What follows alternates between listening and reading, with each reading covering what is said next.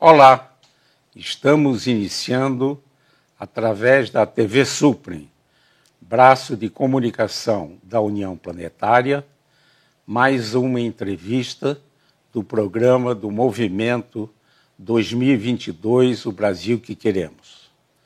Hoje, de Lourdes Theodora. Vamos revisitar a sua formação no Brasil e no exterior, na França e Estados Unidos, e vamos conhecer e entender a importância das artes na educação. Vamos também discutir o preconceito racial sob o ponto de vista histórico e como erradicar a discriminação racial. Nossa convidada nasceu na cidade pela Universidade de Brasília. É mestre e doutora em literatura comparada pela Université Sorbonne Nouvelle em Paris, França, e possui um pós-doutorado na Harvard University no campo da psicanálise e estudos afro-americanos. Foi professora de literatura francesa no CEUB e, a partir de 1986, foi professora do Instituto de Artes da Universidade de Brasília. É membro associado da Sociedade de Psicanálise de Brasília e suas pesquisas abrangem a psicanálise e identidade cultural da África nas artes e nas relações raciais. Recebeu várias homenagens e destaco a medalha de Mérito Feminino, Universidade do Instituto Internacional das Ciências e da Cultura de Brasília, e a medalha de honra ao Mérito Zumbi dos Palmares do Congresso Nacional Afro-Brasileiro em São Paulo, por ter aceito ao nosso convite. Na minha primeira indagação, eu pediria para que revisitasse a sua formação no Brasil e no exterior. Muito obrigada, professor Isaac Reutemann, pelo convite.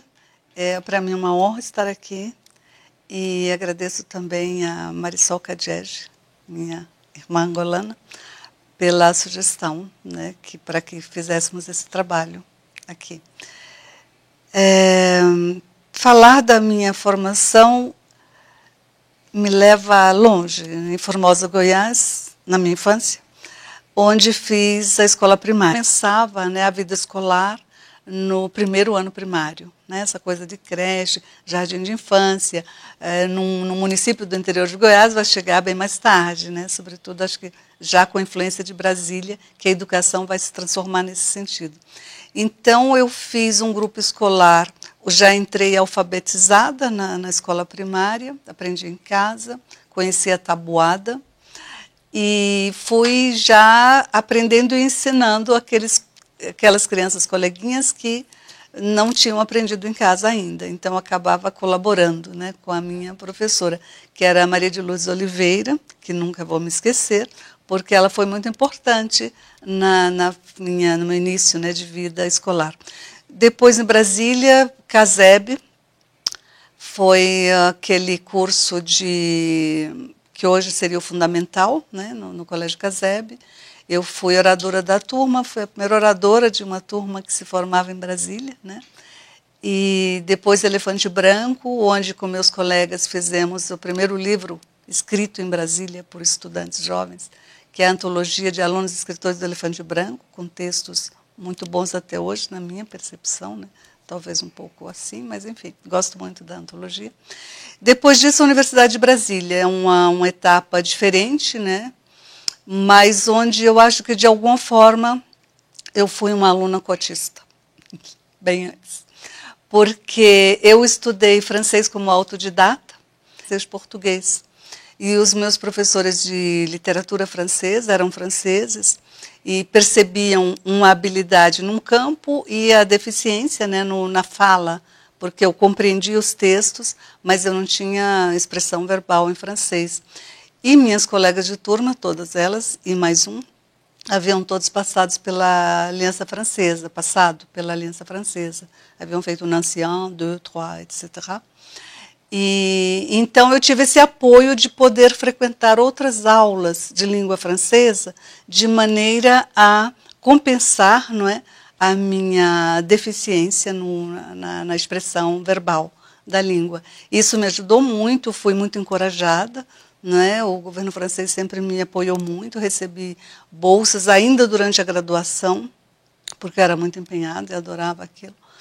E, enfim, depois da universidade, me candidatei para uma saída, já também um pouco pressionada pela repressão política, porque eu era uma militante pela anistia. E não era muito confortável, a partir de um certo momento, esse lugar.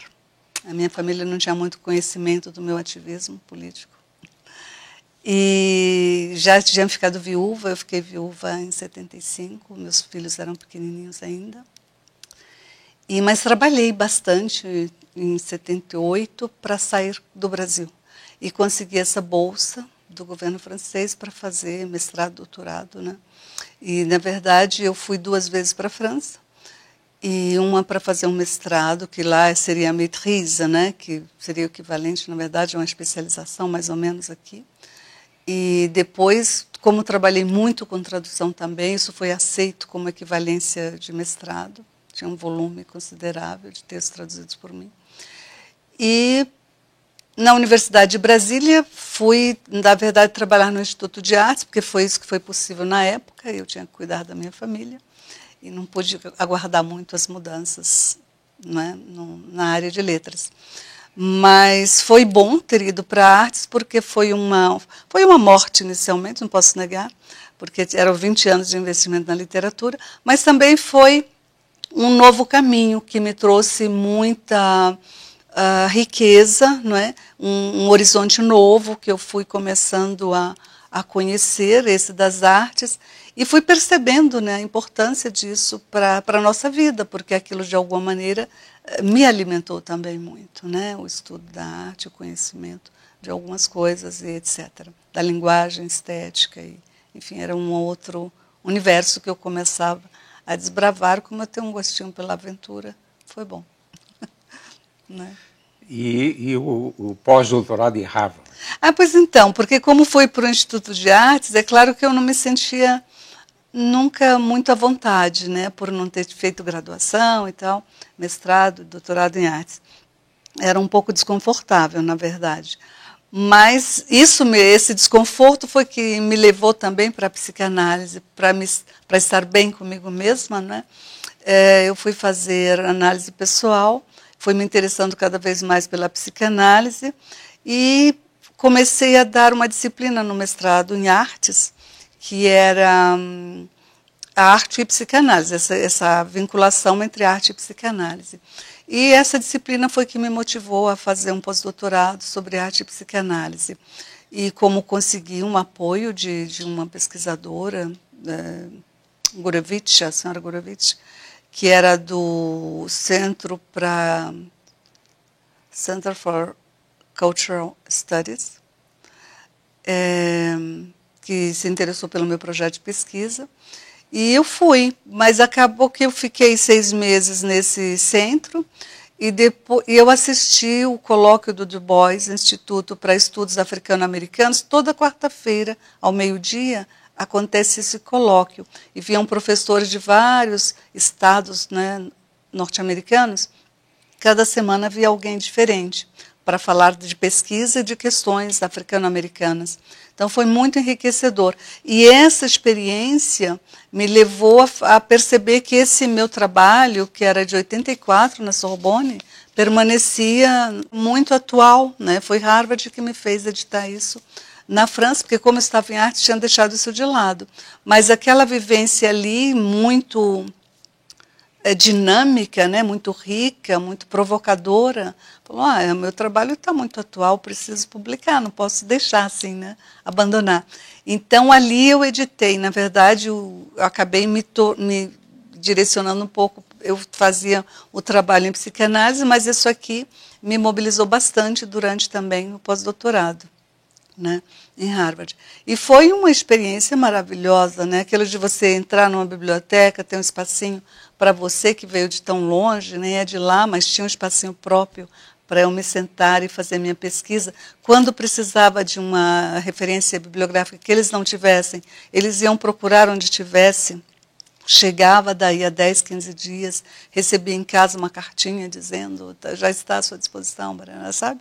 E aquilo foi assim, uma experiência... Quase um paraíso. Quase um paraíso, em termos de pesquisa, de condições de trabalho, realmente admirável, assim, o cuidado que se tem com o pesquisador, o respeito que se tem, né, com o professor. E é aquela vivência também que dá para mim, brasileira, né, sendo negra, a dimensão de como é diferente, né, você receber um tratamento humano, realmente ser tratada com igualdade. Não quero dizer que ali não exista racismo, não é isso. Mas, assim, de uma maneira geral, as condições são realmente muito boas, muito favoráveis, né? Professor Marli Lourdes, recentemente organizou um livro, né, intitulado Ensino das Artes na Universidade, Textos Fundantes. Poderia enfatizar a importância desse livro e o ensino das artes na educação como um todo? Com prazer. Eu penso que esse livro, né, que é esse aqui, é um trabalho que não se pode dizer que ele é datado, porque eu acho que a história, quando ela molda, né, o dia que estamos vivendo, não é? A história é como a nossa história de vida, tudo é fundamental, todas as nossas vivências, algumas delas são mais preciosas que outras, mas enfim.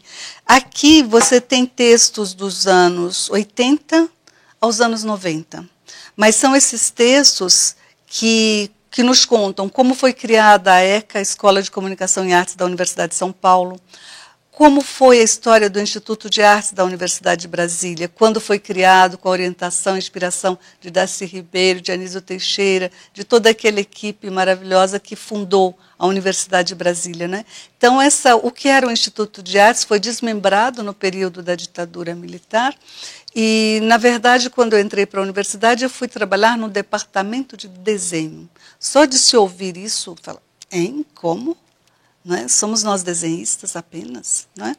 Não sem diminuir a importância do desenho, é fundamental, mas, né, um departamento de desenho fica meio vazio, né? Mas foi nisso que resultou o Instituto de Artes Antigo. Então, a professora Graça, inspirada também por mudanças na Universidade de São Paulo, com inspiração da Ana May Barbosa, resolveu organizar um primeiro encontro, Ensino das Artes, que foi revolucionário, né? Porque conseguimos mobilizar a Fundação Educacional, os professores de arte e educação da Fundação Educacional, que compareceram em massa, e os professores e artistas, pesquisadores, pessoas interessadas na cultura em Brasília, pela cultura brasileira e brasiliense, compareceram em massa a esse encontro. Vieram pessoas que trouxeram contribuições também fundamentais, como Feigo Strower, a Ana May, claro, e muitos outros, não me lembro de todos, a Maria Alice Millier, interessada nos museus e acervo. Enfim, Milton Cabral Viana, né, dos locais, Graça de Freitas, enfim, todo um grupo de professores profundamente interessados em recriar, revalorizar a arte no contexto da Universidade de Brasília. Colocar as artes no status das ciências exatas e das humanas no Instituto de Artes da Universidade de Brasília. Se ainda não chegamos lá, fizemos um caminho respeitável, não é? E é desses encontros, porque houve o primeiro, o segundo, o terceiro, não é? E eu participei da coordenação de todos eles e fiquei muito motivada, né, pelo grau de envolvimento que eu tive, como os professores me mandaram todas as suas contribuições, inclusive o professor Walter Zanini, da Universidade de São Paulo, Eduardo Penhuela, foi um texto gravado, e muitos outros. Então, eu falei, bom, também não posso deixar isso, senão vou voltar com um fantasminha mexendo em papel velho. Tenho que publicar. E daí resultou, então, o Ensino das Artes. Eu considero que a arte é fundamental, a arte e a educação, o ensino, né, que a criança tenha acesso à linguagem estética. Eu acho que educar é transformar o modo de ver, não é? E que a arte permite educar a sensibilidade. E é porque se pode educar a sensibilidade que a arte é fundamental desde a escolinha do jardim, né, da maternal. É preciso que a criança tenha acesso ao belo, porque isso educa a sensibilidade. E ao não educar a sensibilidade, você pode colher produtos humanos muito tenebrosos, não é? E como a gente está vendo hoje no Brasil. Nós precisamos da arte e precisamos de sensibilidades educadas, sejam elas de homens, de mulheres, transgênero, lésbicas, gays, não importa. Não é? É preciso que nos eduquemos e que eduquemos aqueles que virão. Que beleza, professora. Nós vamos fazer um ligeiro intervalo e voltamos já já com essa interessante conversa com a professora Maria de Lourdes Teodora.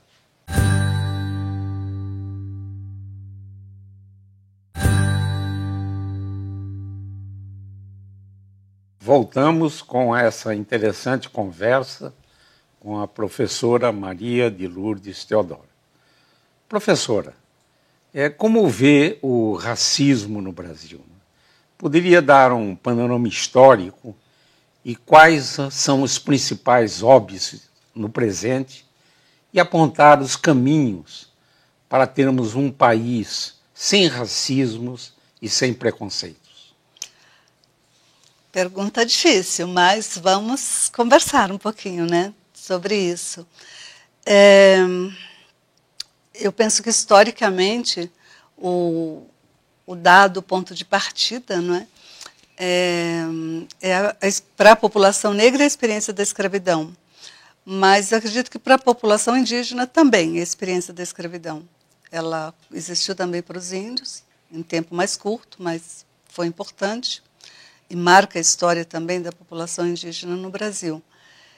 E a escravidão, eu penso que posso olhar para ela sem pensar tanto o racismo, salvo por um aspecto, né? Porque eu penso, bom, quase todas as culturas do mundo tiveram em algum momento, e algumas ainda têm, aliás,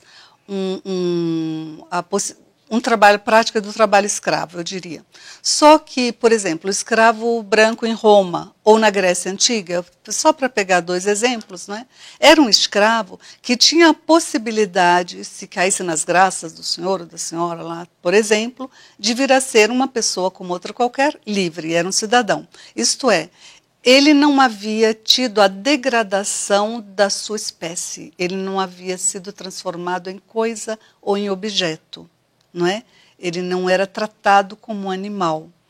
E essa faz a grande diferença da escravidão antiga para a escravidão moderna. Né? É sempre uma exploração da mão de obra, não remunerada, e da pessoa humana, da força bruta de trabalho. Mas a partir do momento em que a escravidão é trazida para as Américas pelos europeus, Inglaterra, França, Portugal, sobretudo, esses países no que nos diz respeito, né? Espanha, Portugal, Inglaterra, a própria Europa já começa o processo de tráfico com uma produção filosófica, chamada à época científica, naturalmente, etnológica, né? Que desqualifica os negros enquanto ser humano, né? Que os desqualifica em sua humanidade. Primeiro não tem alma, depois que se aceita que tem alma, através do trabalho da igreja, tem alma, tá, mas não é igualmente inteligente. Há uma curva que faz com que, em relação à inteligência, ele não seria tão inteligente quanto os brancos. Então é um problema muito grave, porque esse problema está na raiz do que hoje nós chamamos o racismo brasileiro, né? E ele foi particularmente pesado no Brasil. Recentemente, uma antropóloga norte-americana que passou por Brasília, muito querida, com uma contribuição muito importante, dizia que o racismo é igual em todo lugar. E que devíamos falar menos de racismo e mais das coisas boas que temos. Seria muito bom se pudéssemos fazer como ela. Porque uma pessoa negra norte-americana, homem ou mulher, se estiver em qualquer parte do mundo, não é tratado como negro daquele lugar. Não há essa possibilidade, não existe. Porque a força da cultura do império, do capitalismo norte-americano, da tecnologia norte-americana, são muito pesados, né, nas culturas latino-americanas e particularmente na cultura brasileira. Então essa pessoa chega com outro status de negra. Uma mulher negra, um homem negro norte-americano. Na academia em Brasília, não vai ser tratado como um intelectual negro na academia em Brasília. Acho que quem é brasileiro negro sabe disso, pelo menos. E os brancos, eu acredito, também sabem disso. Não é a mesma coisa. Mas, enfim, e porque o racismo do Brasil também é ainda pior? Aí entra a importância da religião, como também fundante de uma cultura, né? A religião protestante nos Estados Unidos valorizava a leitura da Bíblia. Então, a tendência dos negros norte-americanos a aprenderem a ler cedo, mesmo que roubando, que nos intervalos, que se virando para conseguir, eles conseguiam aprender. E esse conhecimento, essa leitura era valorizada. Ainda que, inicialmente, mesmo eles usassem a Bíblia para Canaã, etc., todos esses mitos, desvalorizar a pessoa negra. Mas, ao saber ler, eles tinham acesso a mais informação. Automaticamente, criava-se mais possibilidade de diálogo, de combate, de resistência e de defesa dos próprios interesses e direitos, né?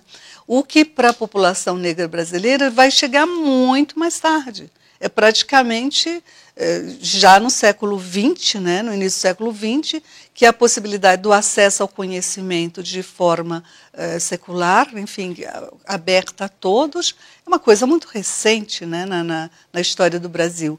E isso eu considero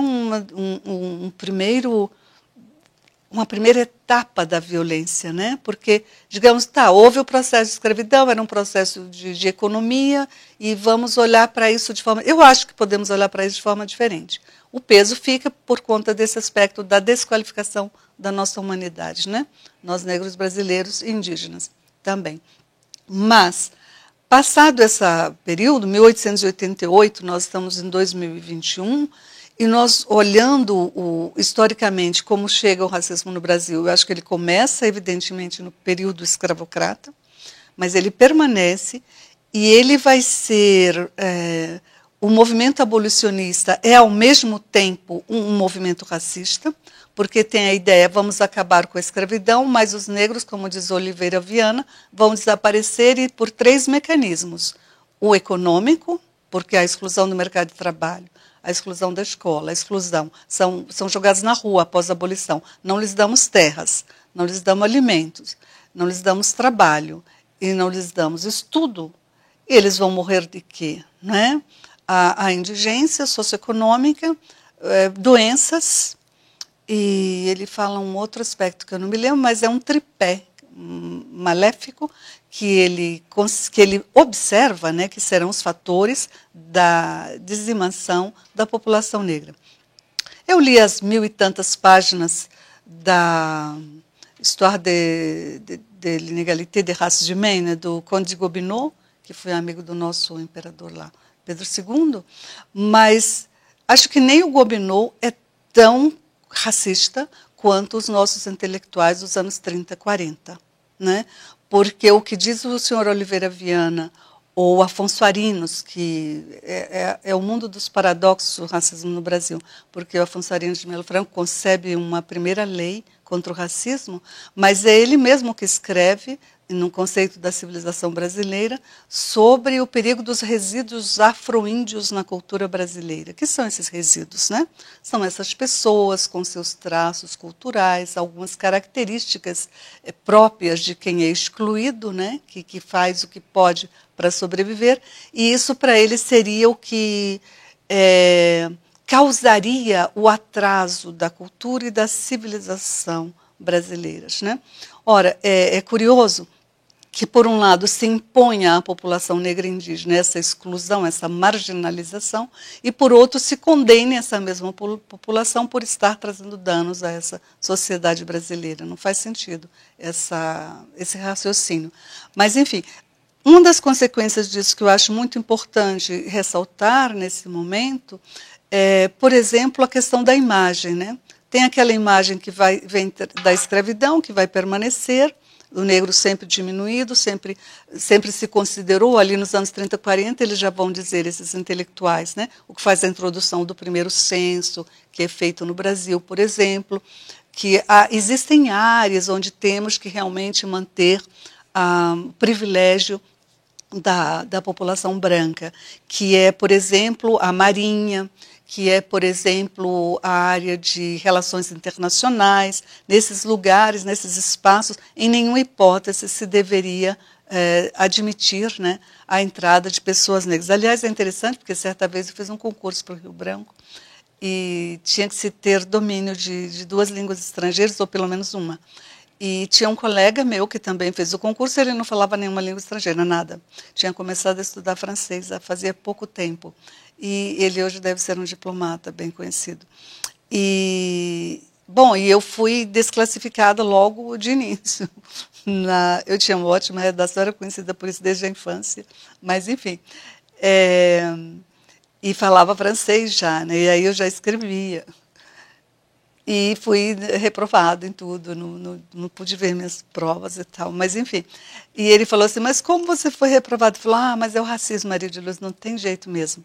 E assim, naquela época nem vinha a ideia de reivindicar ou lutar por isso, ou correr atrás e tal, não me passou pela ideia. Mas enfim, para dizer que aquilo que foi previsto lá no início dos anos 40, vigente até muito pouco tempo, quer dizer, faz muito pouco tempo que o Ministério das Relações Exteriores começou a abrir um espaço, criar cotas para futuros diplomatas negros e tal, mas é muito recente.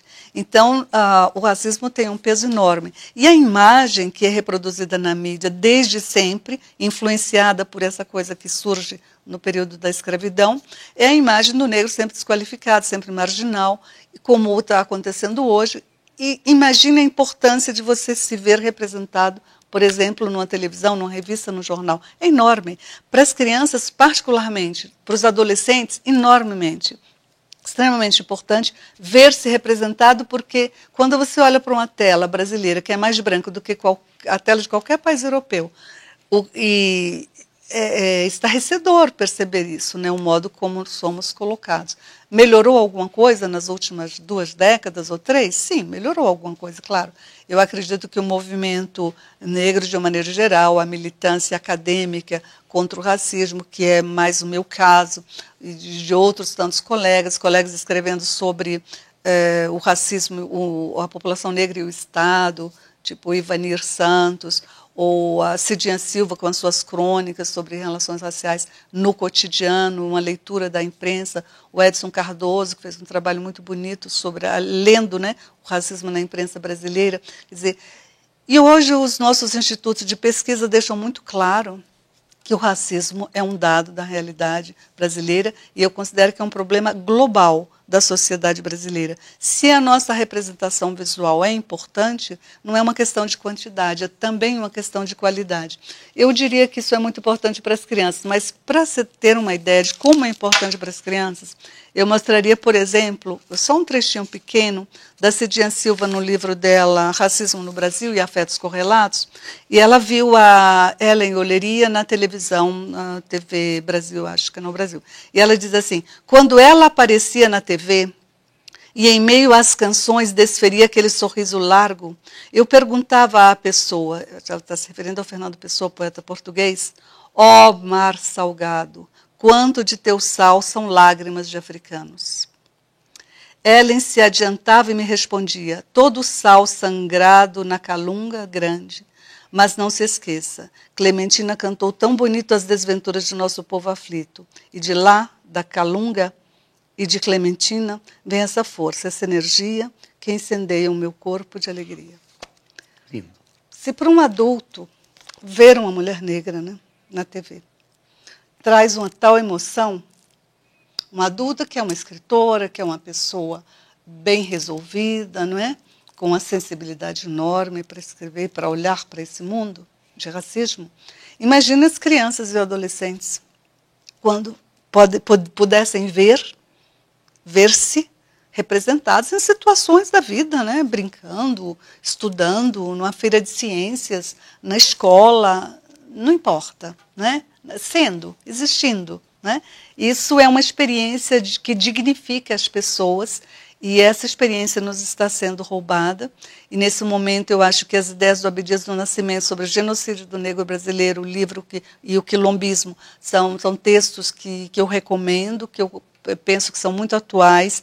Tudo que nós dissemos de lá para cá, nos anos 60, eu diria, até aqui, e que constatamos e que as estatísticas comprovam, e nossas reivindicações são antigas, são as mesmas de há 100 anos, de há 200, de há 300 anos. Nós avançamos muito pouco e nós estamos vivendo e testemunhar o genocídio do meu próprio povo. É muito triste. Mas vamos chegar lá, não é, professora? Vamos chegar para uma situação mais civilizatória. Né? Professora Maria de Lourdes, o movimento 2022 Brasil que Queremos, ele pretende envolver os jovens para a construção de caminhos para um Brasil melhor e mais justo. Nesse minuto final do programa, poderia enviar uma mensagem aos jovens que nos assistem? Então, com muito prazer. Eu acho que apesar de todas as dificuldades, brancos, negros, mestiços, mulatos, pardos, indígenas, amarelos, asiáticos, uma coisa é certa. Vocês jovens, vocês crianças brasileiras, cada um precisa ser a mudança que quer ver no mundo. Quer um mundo melhor? Comece a ser melhor. Respeitar seu professor na sala de aula, respeitar seus colegas, evitar diminuir aqueles que de alguma forma não são iguais a você. Considere que todos aqueles que estão ali podem te trazer alguma coisa de boa. Invista no que é melhor em si mesmo e tente respeitar e valorizar o que é melhor no outro. Né? Eu acho que ser a mudança que você quer na sua casa, na sua escola, na sua vida, é a melhor maneira de você contribuir para o seu próprio futuro e para uma sociedade melhor, mais justa, mais feliz. Uma mensagem verdadeiramente humanista. Professor Maria de Lourdes Teodoro, gostaria de agradecer imensamente pela essa oportunidade de conversa, muito importante e interessante. Esse e outros programas do Movimento 2022, o Brasil Queremos, poderão ser acessados no canal YouTube da TV Suprem. Voltaremos a nos encontrar em uma próxima oportunidade. Até lá.